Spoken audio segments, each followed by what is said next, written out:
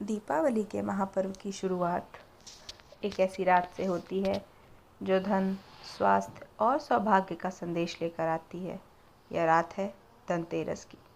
क्या आप जानते हैं कि क्यों इन दिन नई चीज़ें खरीदना इतना शुभ माना जाता है?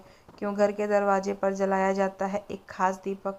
और क्यों भगवान धन्वंतरि की पूजा करने से हमें आरोग्य होने का वरदान मिलता है?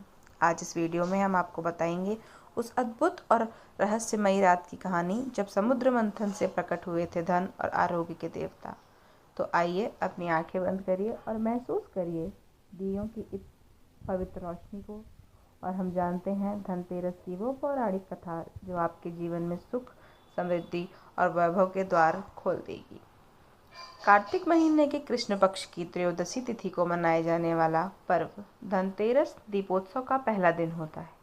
यह दिन केवल सोना चांदी खरीदने का नहीं, बल्कि आरोग्य के देवता भगवान धन्वंतरि, धन के देवता कुबेर और देवी लक्ष्मी की कृपा पाने का भी है। शास्त्रों के अनुसार धनतेरस के दिन पूजा के समय इसकी व्रत कथा का पाठ करना बहुत मंगलकारी माना गया है।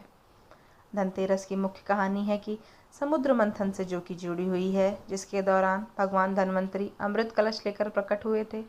इसी दिन देवी लक्ष्मी का भी जन्म हुआ था, इसीलिए धनतेरस को धन और स्वास्थ्य का पर्व माना जाता है। इसके अतिरिक्त एक अन्य प्रचलित कथा राजा हिम के पुत्र की है, जिसकी जान यमराज से बचाने के लिए उसकी पत्नी ने दीपदान किया था, जिससे यमराज वापस लौट आए और तभी से यमराज के लिए दीपदान की परंपरा शुरू हुई। समुद्र मंथन की मुख्य कथा पौराणिक कथा के अनुसार देवताओं और असुरों के बीच हुए समुद्र मंथन में कई अनमोल वस्तुएं निकली, जिनमें भगवान धन्वंतरि और देवी लक्ष्मी शामिल थे।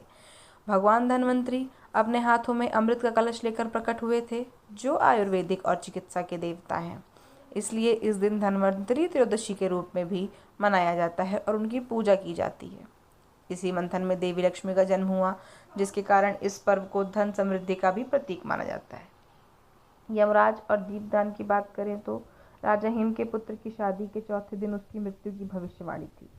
उसकी नवविवाहित पत्नी ने सोने चांदी से घर के प्रवेश द्वार को सजाकर और दीप जलाकर यमराज की राह रोकी।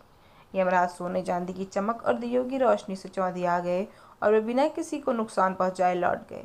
इसी घटना के स्मरण से धनतेरस की शाम को यमराज के लिए एक दीपक जलाने की परंपरा शुरू हुई, जो परिवार की लंबी उम्र की और परिवारजनों की सुरक्षा की कामना के लिए जलाई जाती है। भगवान धन्वंतरि आप सभी पर अपनी कृपाएं बनाए रखें। धनतेरस की आप सभी को हार्दिक शुभकामनाएं।